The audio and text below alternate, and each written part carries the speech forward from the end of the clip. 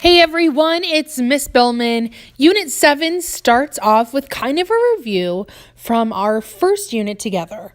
Section 1 of Unit 7, we're going to be completing ratio tables for two paint mixtures. So there's peacock purple and then another purple. So this one looks at the ratio of red to blue to make purple. And purple plum, we look at red to blue. So peacock purple is 2 to 5. So for every 2 reds, there's 5 blue. To go from 5 to 15, I multiply by 3, and I'm going to do the same to the 2. So I must have 6 reds for that mixture. To go from 2 to 14, I multiply by 7, and I have to do the same to blue. Multiply by 7, and I get 35. Now for purple plum, it's 7 to 3 for red to blue. From 3 to 15, I multiply by 5 and get 15. I have to do the same to the other side. 7 times 5 is 35. Now to go from 7 to 14, I multiply by 2. So I have to do that to the other side as well. So 3 times 2 is 6. So which paint is more red? Looking at the peacock purple versus the purple plum, well, it really seems to me that the purple plum is more red. Look at those ratios. 7, 35, 14. That's a lot of red compared to the amount of blue that it has. Now, which paint is less red? So that's another way of asking which paint has more blue. But which paint is less red? Well, that's the peacock purple. Look at those ratios. It has a ratio of 2 to 5 for red to blue versus the purple plum. That has a ratio of 7 to 3. So overall, the one with more red paint will be purple plum. Now we're going to graph 2 points from each table. Draw and label a line for peacock purple and purple plum. So my red will be my X and my blue will be my Y. Same thing for purple plum, but I will be using different colors for them. So I go over to 2. Whenever I'm starting with peacock purple, I'm going to use pink. So my coordinates for the first one would be 2, 5. So I go over 2 and up 5, put a point. My next one will be 6 up to 15.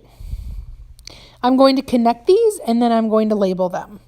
When in doubt, always check your coordinates. If something looks off, you're like, oh, okay, maybe this went up, down, turned around. You might want to check your coordinates, especially on your X and your Y.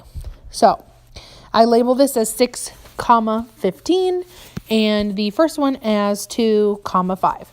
And I will be labeling this one with peacock purple. So now I'm going to grab another color, and I will be graphing 2 points from purple plum. I'll do 7 and 3. So that's actually further over on the X to 7 and up 3. 1, 2, 3. And I'm not going to do that 35 to 15, so I'll do 14 to 6. So I go over 14 and up 6. 1, 2, 3, 4, 5, 6. I connect them and do the same thing that I did with peacock purple. Again, this should be a review. And if it is and you're feeling okay about it, yes, that's awesome. So you keep doing that. So I label them as 14, 6 and 7, 3. Now, this, for the last question, it says you're going to need a straight edge. Like you could use a ruler. I'm going to use a piece of cardstock, and you'll see why. So explain how to use the 2 lines on the graph and a straight edge to determine which paint is more blue. I mean, just looking at it, I can see one of them is more blue than the other. So I take a piece of cardstock, I folded it in half, and I will put it on the graph vertically, so like up and down, so that we can see both sides. So I'm trying to do this in the most graceful way possible. It's going through both lines. I can observe both of them and see, wow, even just looking at the blue, the Y, that peacock purple has way more blue than purple plum. Sometimes when you're looking at a ratio table, you really don't see how different they truly are.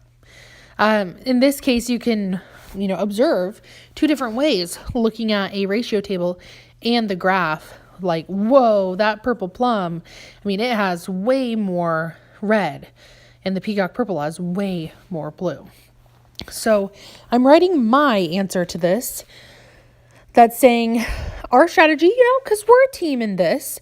So our straight edge, that was our strategy, was vertical. Now, if I would have done it the other way, I could look at red for sure. But this was so we could see our line for peacock purple is above the line for purple plum. So peacock purple has more blue.